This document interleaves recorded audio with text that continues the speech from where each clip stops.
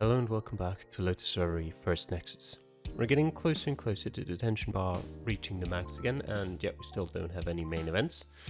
So, what do you do? Polar opposites? Sure.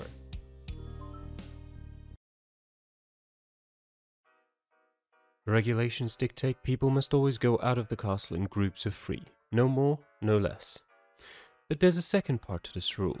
While 3 people go out, everyone else needs to stay together within the castle. This guarantees that nobody can take this chance to escape, while also ensuring everyone's ready in case of an emergency. But of course, although when Thistle is in the castle this rule is followed perfectly, the moment Thistle goes out the resulting power vacuum means someone else must try to enforce these regulations.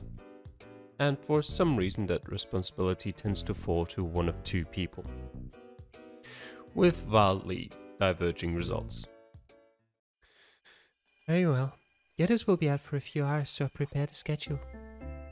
This should give us plenty of time to accomplish a lot of things and then get to play for a bit, but that last part will stay between us, alright?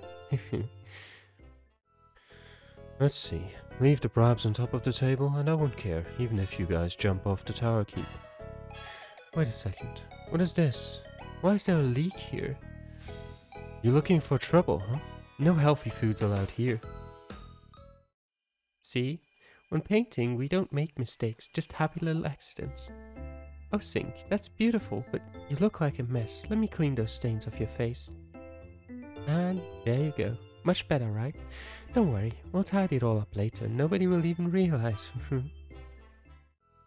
Let's see. You can skate around wherever you want, but don't pass in front of the TV. I'm watching a movie. It's hard to follow the plot already with you guys being a nuisance. Oh look, those are some good blows, kid. Bim bam, where's my popcorn? Well, I think I can start cleaning all of this up. What? Sink, what were you thinking, girl? You okay? Make way. Sink, answer me. It's fine, I just fell over. Let me see those knees. I'll take care of it. I'll kiss it better and voila. Much better now, right? Hey, Sink, did you hurt yourself? Oh, it's nothing, Rue. What a pity. Wait. No walking and thinking is hard, Sink, but I believe in you. Very funny, but it was just a stumble. But you stumbled in such a funny way. Oh yeah? You'd know nothing about that since you're always at ground level anyway. Hey, there's not that big of a height difference between us. Right? But you, however... Your face darkens and your voice feels weaker. The way we treat each other, that's something you only do with me, right? I know you already told me our relationship wasn't important, but I would like to know more. It almost feels like you're avoiding me. Sink, where's this coming from? I know you don't want to trust anyone, but I do want to know more. After what I did and after your arrival, Hey, what's going on here? Are you two fighting? You better not be. It's nothing, Violet. We just... Sisters should get along, alright? Come on, give each other a hug right now. What are you... Hey! Sorry, for a second there you two were giving me that vibe. All the castle memories are my family. Memories? Probably members. You know that. And nothing would make me sadder than seeing you suffer. Violet, I'm sorry, it was my fault. Forget what I said, Fennel. No, I think that was very revealing in more ways than one. Fennel sneaks a glance at Violet, who smiles proudly. Come here, Sink. And then Fennel wraps her arms around you in an unexpected hug. You squeeze hard for being so small. No need to squeeze even harder, I'm joking here. What a pair. Luckily for you, my methods are foolproof. What would you guys do without me, right? Hey, what's going on here? Are you two fighting? It's nothing, Rue. We were just... Lucky me, I didn't want to miss it. Come on, smack each other and they'll be solved. Bim bam. Finally, time for some good blows, kid. Where's my popcorn? You and Fennel exchange a tired glance. You've never made up with someone so quickly, all just to shut Rue's mouth already. I suppose Rue's method also works, just in his own unique way. Yep, alright.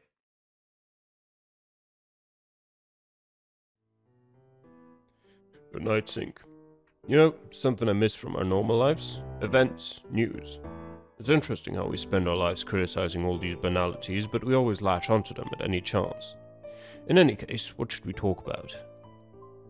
I have no information to share and I have nothing to ask of you, so goodbye. Sweet dreams, Sync. I won't forget. Will the tension reach it has there's like the slightest sliver of white still there, if you can see that. We have new main events, Rebellion and Violet's Secret. Nothing new in secondary events. Alright, let's start with Violet's Secret. Because this one has an exclamation mark, so I think that would mean that since the tension is at its max, even though it's not quite, we move on to the next stage. The time has come, Sync. Are you ready? What are you talking about? I hope you studied. Today we have surprise exam. Uh-huh. What did you think, darling? I'm not one of those people who give a lesson and then does not take responsibility. Oh, no, no, no. That would be the easy way out. But I want to see your development to the end, and the only way to do so is by testing you out. So let's have an exam. I would like to reaffirm my previous, Without further delay, let's go through each of the subjects you learned during your time in the castle and see how you handle it. And the first one is... I can't hold all these ha's. Magic. Given its position as my strong suit and my primary class of this course, magic was for sure coming this year. Will Sync be able to overcome today's tough test? Are you okay, Violet? Better than ever. Let's go. I see you've kept your studies in order. That should be enough to pass. You think so? Well, there wasn't that much else to do around here, so... No need for modesty. I'm proud to be the one who taught you the basics. They grow so fast. It's not a big deal. Violet gives a satisfied nod, clapping her hands as she takes you to the next test. In any case, do not get overconfident. There are still more tests to come. My goodness, Sync, look at those muscles. Are you preparing for the Olympics or what? Let's not go overboard, I'm just keeping my shape up. No, seriously, this is what peak performance looks like. I'm getting dizzy. I didn't expect this coming from you. My weak point. What are you even talking about? Let's recap. I taught you how to cook, right? Yes, with Rose in fact. Then how exactly is it that I look away from 1 minute, only to find you covered in spaghetti when I come back? There's a good reason for this. Why is spaghetti coming out of your pockets and hood? There's also a very logical reason for that. Why is there spaghetti glued across the entire ceiling? That is also a really good question. Why is there spaghetti up in the tower? You didn't even leave this room. What happened here? Why is this place overflowing with spaghetti? I don't know, boss, and they're disgusting. I'm starting to think they are poisonous. But they are sugary for some reason, and I can't stop. It hurts. Want some? Boss?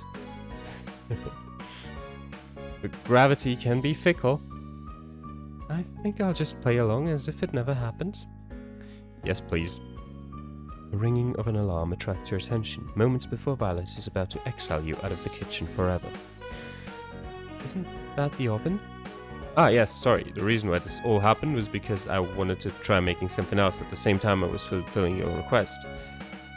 Is this bread? You cooked bread? I saw a few flour sacks lying around, so I wanted to give it a go.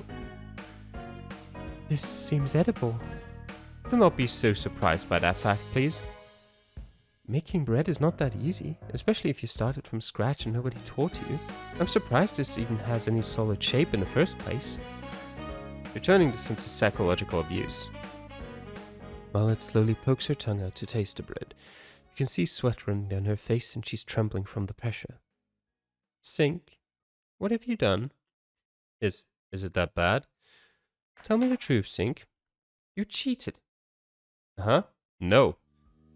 Because this is delicious. This is a miracle. I've lived through a miracle. My mission on this earth is fulfilled. You crying? Sync, this is probably the best bread I've ever tried. How did you do this?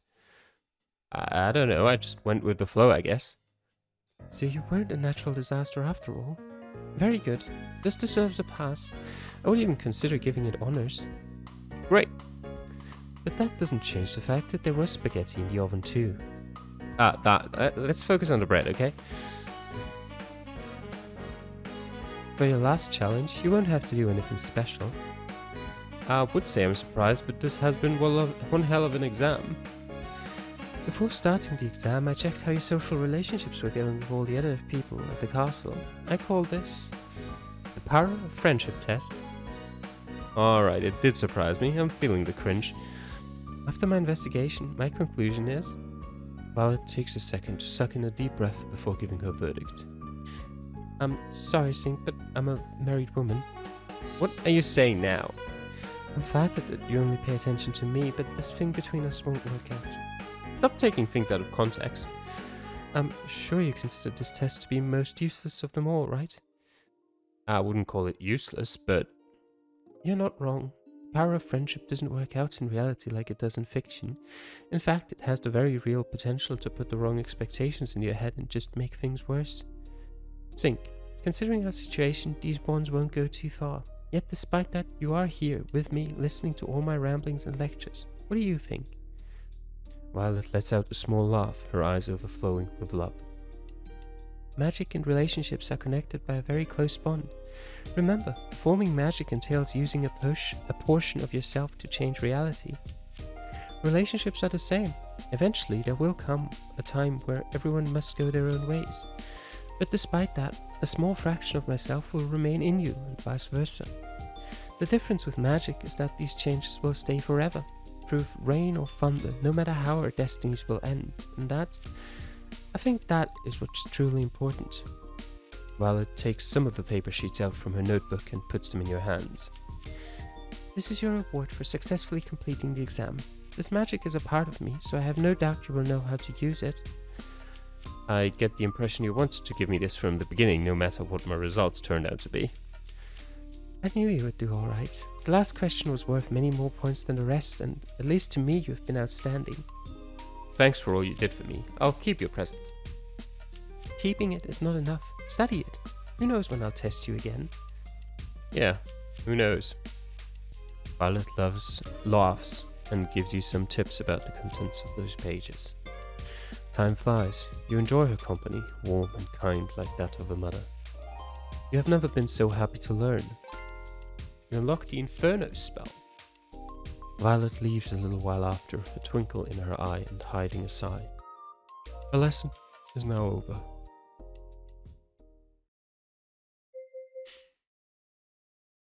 Free hearts. So different, I didn't even know what it was.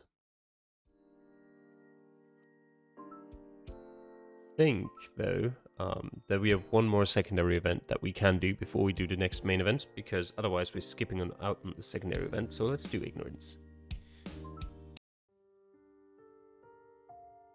This is what I was afraid of, Sink. Everything we talked about only made you worried and uneasy.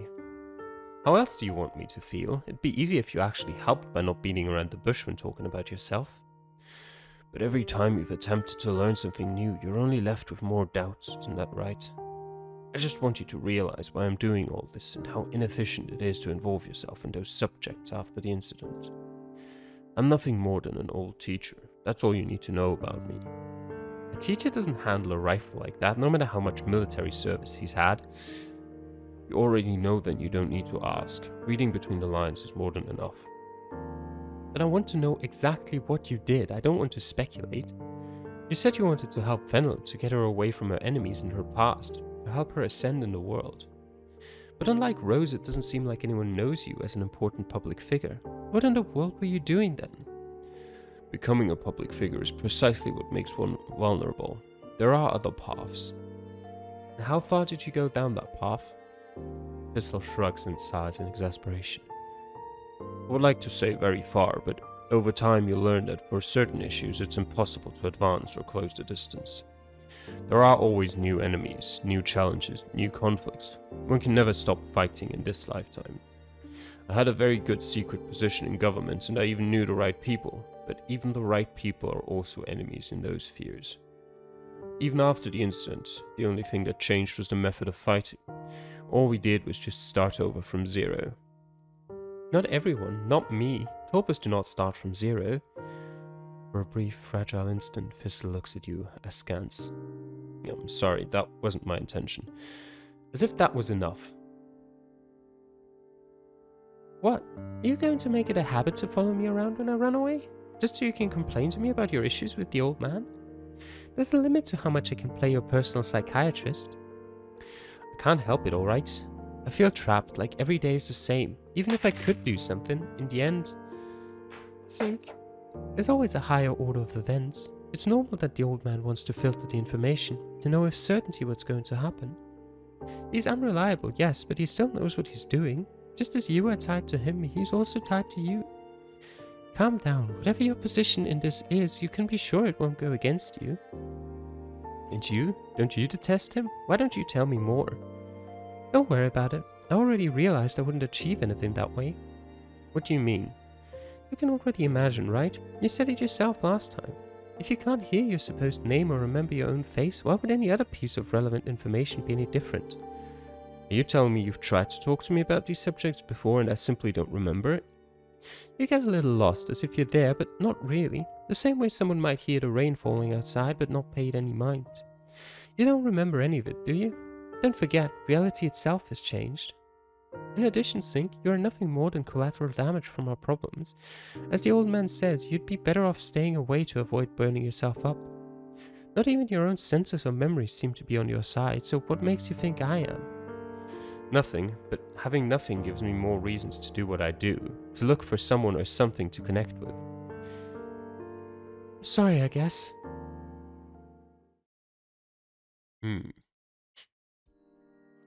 Alright. Time for the rebellion. Actually, I do want to save quickly beforehand. That seems like a decent idea. There we go. Rebellion.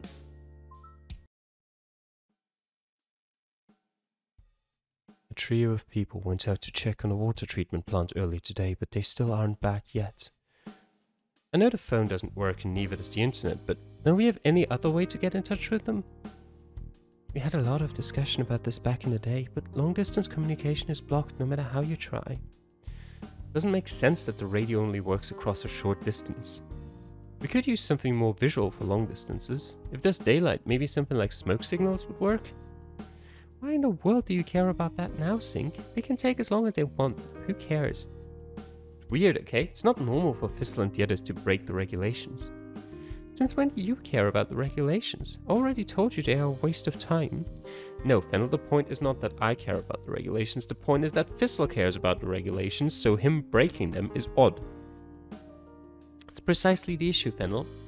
You yourself said it. We can't presume there's nothing we can do just because someone else said so. Because Rose knows everything, we don't doubt or question what she has created. If she says that the radio or phones don't work, then we don't even bother confirming that. With good reason. It's not like there's anything you can do about it, nor is it your responsibility to do so. But it is! You scream in exasperation. The other girls in the room look at you, obviously startled by your uncharacteristic behavior. It did take a while for you to finally fly off the handle, Sink. No, That's par for the course. The last straw, so to speak. In your case, I'm surprised this didn't happen much earlier. In my case? Fennel reaches out and grips your hands firmly. The clarity in her eyes calms you down. Take a deep breath. Rushing things won't get you anywhere. Why don't we go out for a second? You accept. The girl opens one of the doors towards the outside. When she exits through the frame, her figure is lost amidst the brilliant sunlight. No need to worry, my dear. Everyone's had their moments of weakness after the incident. You close your eyes and take a deep breath, then stride outside with renewed energy. But not for long. Come quickly. Up north, where the other group had gone, a huge plume of smoke expands across the entire sky. Your premonition was correct. I didn't know you could drive like this, You crossed the city at full throttle, with the fastest car you could get your hands on. It was frustrating when someone else was always at the steering wheel. It's painful to see how badly everyone drives. You better focus on the road. We'll be there soon, and I selected you as the driver for a reason. Who made you the leader? Someone had to take command. We're breaking several of your beloved regulations after all. I don't think there's anything to worry about. This is an emergency and the regulations are mostly just a general guide more than anything else. I'm so dizzy, I'm feeling a little ill here. Emergency, yes, that's it. You make it to the north section of the city where you find the origin of all that smoke in the sky. The entire city has gone up in flames. Where did the others go? They should be in the water treatment plant. And where's that? We have to climb the mountain, but the access roads are cut off, and with this fire I doubt we... There's no other way? There is, but you have it in front of you. Having arrived at your destination, you jam on the brakes. Before you is the cable car of the funicular, or what's left of it. The strong cables that held it up have been cut. There's no other path to continue. Fire does not cut cables so cleanly. Fennel exits the car, slamming the door behind her. Bloody hell! Wait a second, Fennel, where are you going? Just stretching my legs, can't you see? I'm climbing the mountain, you dolt. What, on foot? The others are up there now, and if someone cut the cables, their purpose was to prevent us from going up. All that means is that we definitely must go up, whatever it takes. You make it sound so easy. Fennel separates from the two of you and leaps away, disappearing from your vision in an instant as if she had vanished into thin air. Got no other choice, we're going after her. I mean, that's a nice mountain path, come on. It's a long journey up the mountain to the water plant, but the wind is in your favor, directing the flames away. After several hours, you finally make it to your destination. Not far from the entrance to the water plant, you meet up with the other group of castle members. They didn't even bother to be subtle. They just blew up the reservoirs, dumping the water down the mountain. That water will come in handy for controlling the fires, but the entire city is out of potable water. Rose! Rose looks over to see you two in the distance and greets you back with a smile while the other two men at her side approach too. Oh my, boss, look who's here. Thistle stays on the sidelines sighing as he watches you. What happened? What are you doing here? Oh, I forgot. We broke the outside time limit regulation, didn't we? It was already like this when you arrived. We tried to stop the fire first, but it started everywhere at once and the water stopped working. By the time we wanted to use the funicular to go up to the treatment plant, it had been cut off. We had all that trouble with a simple power outage before. There's nothing we can do here. The despondency in Rose's words is discouraging. Thistle is the only one who dares to break the ensuing silence. Sink, where's Fennel? Everyone's heads turn around, looking for the aforementioned girl in vain. Fennel went ahead. She should have made it here before us. Thistle drops his gaze, his hands entering his pockets. But she's not here. His sharp and threatening voice make you all shiver. It takes no time for everyone to understand the implications of his words. So, Fennel is the culprit for all this mess? But she was with us this entire time. It can't be. She's also the only one who's been going in and out of the castle however she pleased, breaking the regulations. Yep. But... A fire of this magnitude doesn't happen overnight. Fennel, you grasp your arm, feeling even more uncomfortable and anxious than you were back at the castle. The uneasiness expands through your chest, your mind grows hazy. No matter what's going on, we have to go back to the castle immediately. We'll make the most of the river water somehow. And about Fennel, I don't think I have to say anything else. The group nods. There's an underlying tension that nobody dares to show on their faces, but that tension overwhelms you. While the others start walking back, you stay still, motionless, immovable. The burden on your chest forces a single, simple sentence out. Power is cultivated, earned each and every day through your own effort. If you ignore it, there comes a time where you obediently end up enslaving yourself based on excuses. That's not something I will allow, no matter what. Tell me, haven't you noticed it too? Isn't there a strange sensation that crawls down your back every day? An empty hole, a feeling of loss you cannot comprehend? There's no reason. The others turn back to look at you, except for Thistle. Fennel doesn't have a reason to betray us. Why start the fire so far away? Didn't we manage to meet up anyway? Now we're even more prepared for an attack. What does she gain from this? Sink, I also want to believe in Fennel, but be careful with your words. We don't know what might have failed or what she may have in mind, but if you mention her numbers, the rest of us will think that you and her... I won't back down. This is what I truly think. No, this is what I thought from the very beginning. I just didn't quite understand it then. These regulations, our life at the castle, something is wrong, something is missing. We do not question Rose or Thistle's authority because we assume they are right. And that makes sense considering their position and experience, but just like Fennel mentioned, that has made us numb. Your voice pours forth like an unstoppable torrent, and that inexplicable feeling takes shape on its own. No, not even that. I've been thinking it, feeling it, the value of my own words, of myself. Power comes from our own actions. It is the ability of our voices to apply any rule, no matter its content. Without strength to back them up, those rules are nothing but a guide, a convenience that ultimately depends on the power you possess. So anyone can skip them, break them, as long as no one else is willing to complain, as long as there is no common interest that makes them real. But why are we fighting in the first place? Why do we have to kill each other? We have accepted it all because we're too cowardly and foolish to even dare to challenge both our future death and our peaceful present life. I won't deny that it was fun to spend time with you all. In that environment, it was impossible to rebel or to say what I truly thought. Still, I would be lying if I said I do not want to live those days over and over again. But I've had enough. If I want to gain the ability to choose, if I want to have the right to go on, I have to make a decision, to sacrifice something in exchange. I want to discover what's going on out there. I'm going to follow Fennel and find the truth, because there's always a reason. Whoever wants to stop me, go ahead. I don't care what regulations I break, whether it's the memories, the friends I love so much, or even death itself. It won't let anyone get in my way. The only sound you can hear is your own agitated breathing, but that weight on your chest has vanished. With adrenaline racing through your system, you can't even hear everyone else's reactions. At least until Thistle approaches you. You know that the consequence of your actions won't fall only on you, right? There's something else going on here and I want to find it out. If we leave now, we'll lose that opportunity for good. Or you may lose your life and have no other opportunities. Thistle does not hesitate, his gaze fixed directly in your eyes. If you leave now, you'll be exiled from the castle and considered an enemy. I know. The exchange is cold. In spite of the bond that unites you, neither of you look away even for an instant. Hold the phone, boss. We can talk this out. There's nothing more to say. We're leaving. But, boss... Well, I did not expect that. Guys, we can't fight now. We can't. We can't. Thistle turns his back to you and walks away without another word. You do the same, but in the opposite direction. The noise of discussing voices fades away little by little as each member chooses their side.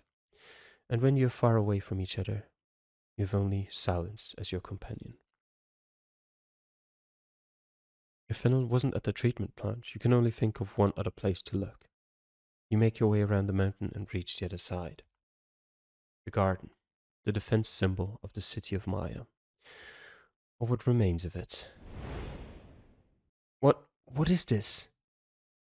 Everything has been burned to ash as far as the eye can see. The flames are still alive in many areas, just like back in the city. You run downhill, calling for Fennel while the smoke thickens around you. But something changes once you reach the foot of the mountain. The headaches, the same migraine you suffered the last time you were here. Fennel, Your gait starts to totter from dizziness. You're not quite sure where you're walking. You can only repeat the same name over and over again, until something stops you. No, I don't have time for this. It's that robe you know so well. White sparkles rise from the flames. The woman clutches her head, wailing sorrowfully. Rivers of blood soak the ground around her. She shoots you a sidelong glance, takes a deep breath, and her body sways. She gazes around for a second before planting her katana in the earth for support as she stands up. Her back to you, her spine straightens up as her breathing calms down, and the tip of her sword slowly lifts up. Not now! The air around her seems to shimmer, the flames rippling around her. An immense aura appears around this woman in white, and her body moves instinctively.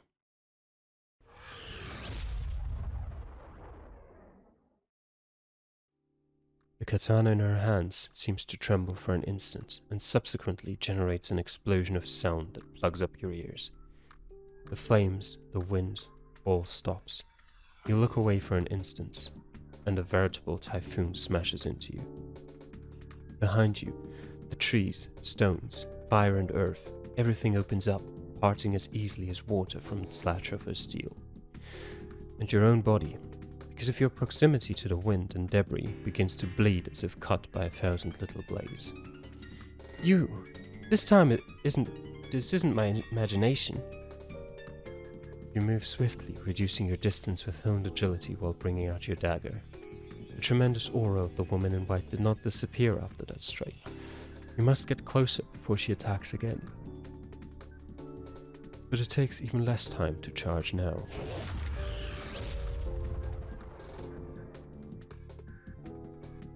Another enormous explosion of sound.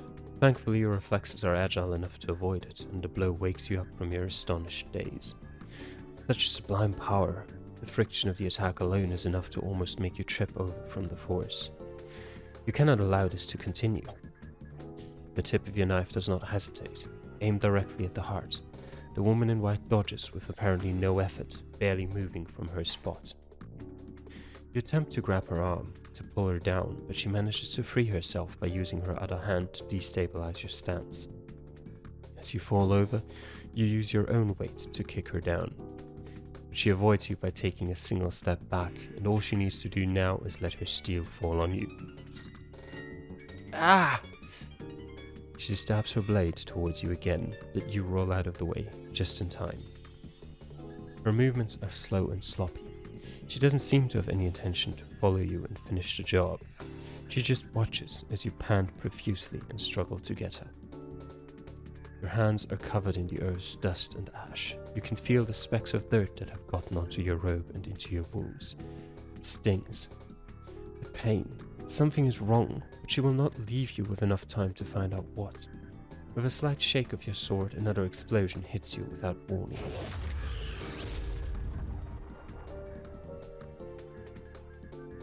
You roll again and manage to evade the brunt of the blow, but the ensuing gust of wind drags your body with it, knocking you back.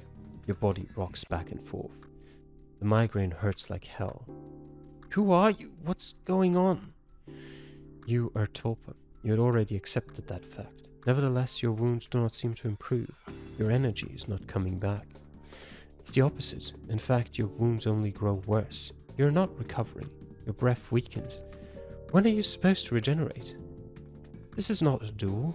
None were ever declared, but you almost wish it was one. The pain, the blood, the fear, those are very real. There's no doubt you could die at any moment if you let your attack hit you. Panic. Your heart accelerates. Excitement. The slightest mistake will be your end. This is the delight of your determination. Why you came here and abandoned the castle. Thistle and everyone else. This is the inexplicable mystery you longed so much for. Look at you. Are you not satisfied? Open your eyes. You're alive. Your aura expands and coalesces into a magical grenade. The girl cuts the projectile flying at her cleanly in two, resulting in another large explosion. Out of the smoke, you reappear at her side, twisting the white fabric of her robe between your fingers. The two auras and bodies collide. The powerful electrical discharge radiates outward from your body, stunning the woman in white before she has a chance to raise her sword. Your muscles spasm from the electricity, which should prevent you from moving, but you manage to find the strength to stab at her shoulder with your dagger.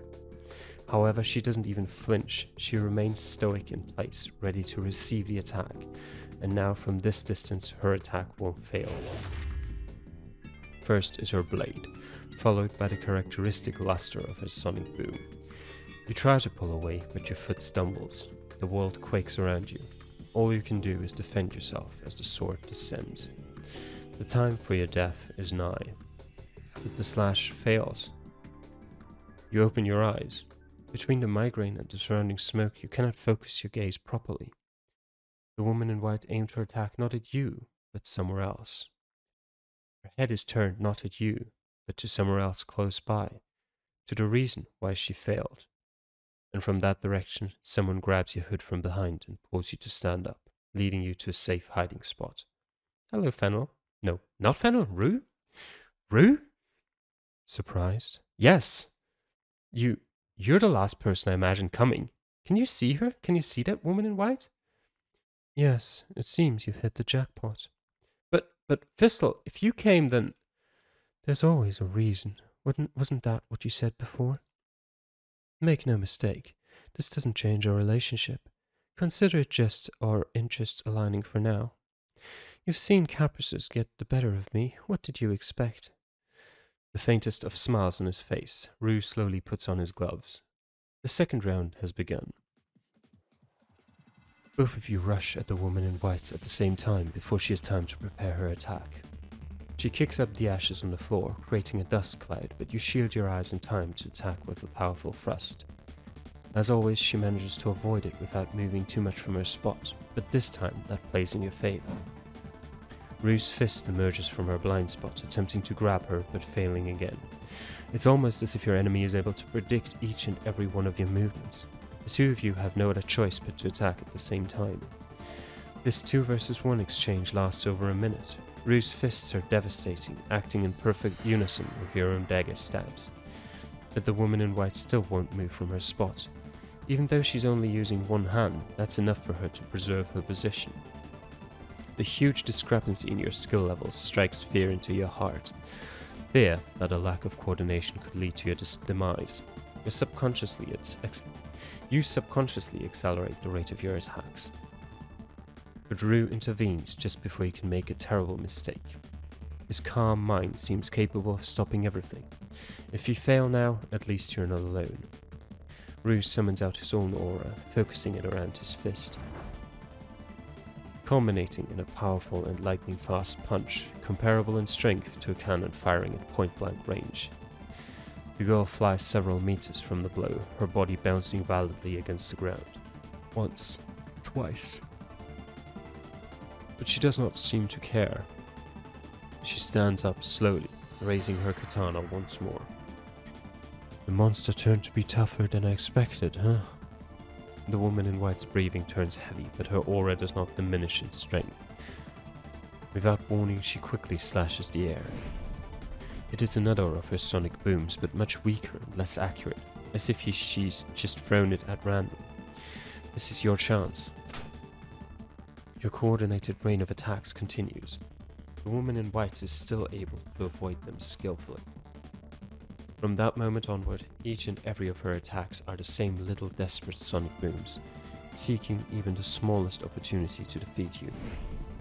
The fight grows even more intense, the sonic booms drown out all other sound, and the ensuing smoke constantly clouds your field of view.